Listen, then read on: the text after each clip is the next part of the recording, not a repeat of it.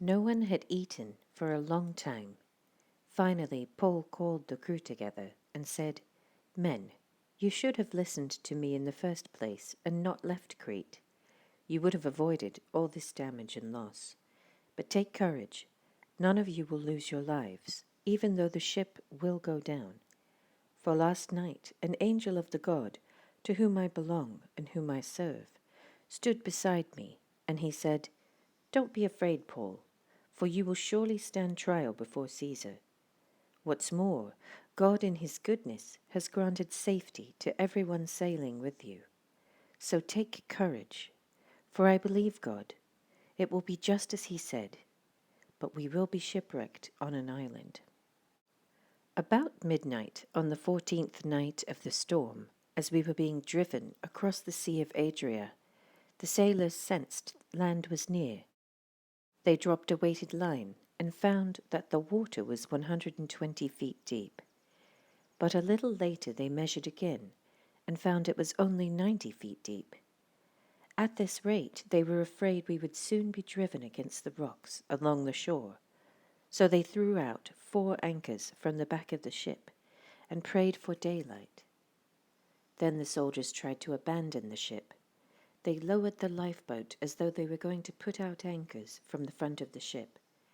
But Paul said to the commanding officer and the soldiers, "You will all die unless the sailors stay aboard." So the soldiers cut the ropes to the lifeboat and let it drift away. Just as day was dawning, Paul urged everyone to eat. "You have been so worried that you haven't touched food for 2 weeks," he said. "Please eat something now for your own good, for not a hair of your heads will perish." Then he took some bread, gave thanks to God before them all, and broke off a piece and ate it. Then everyone was encouraged and began to eat, all 276 of us who were on board. After eating, the crew lightened the ship further by throwing the cargo of wheat overboard.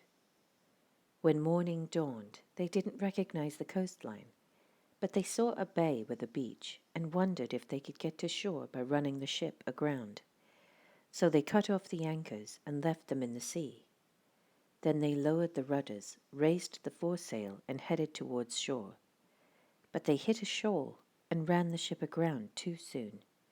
The bow of the ship stuck fast, while the stern was repeatedly smashed by the force of the waves and began to break apart. The soldiers wanted to kill the prisoners to make sure they didn't swim ashore and escape, but the commanding officer wanted to spare Paul, so he didn't let them carry out their plan. Then he ordered all who could swim to jump overboard first and make for land. The others held onto planks or debris in the broken ship, so everyone escaped safely to shore.